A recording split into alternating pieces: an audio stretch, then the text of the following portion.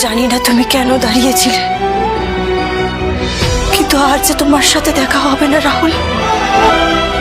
কষ্ট হচ্ছে কেন আমার? তিতলিকে বাড়ি ফিরে আসতে দেখে তিতলির মা বলে, হঠাৎ তুই চলে এলি যে? তিতলি বলে, বাড়িতে প্রথমবার অনুষ্ঠান, তাই চলে এলাম। আর ওই বাড়িতে অনেক লোক, ভালো লাগছিল না।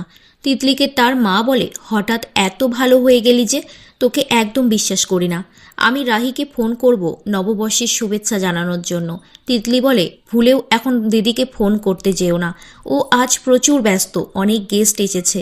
রাহির মা ভাবে ও বাড়িতে কোনো গন্ডগোল করে এসেছে, আমার মন বলছে।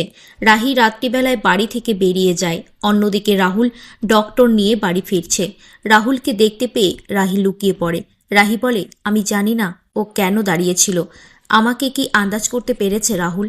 আজ যে তোমার সাথে আমার আর দেখা হবে না রাহুল। আমার এত কষ্ট হচ্ছে কেন রাহুল? আমার তো কষ্ট পাওয়ার কথা নয়। আমরা তো এই বিয়েটাকে মেনে নিইনি, একটা মিথ্যে নাটক করেছিলাম আমরা। পরবর্তী পর্বটি যদি দেখতে চান অবশ্যই একটি লাইক ও সাবস্ক্রাইব করুন।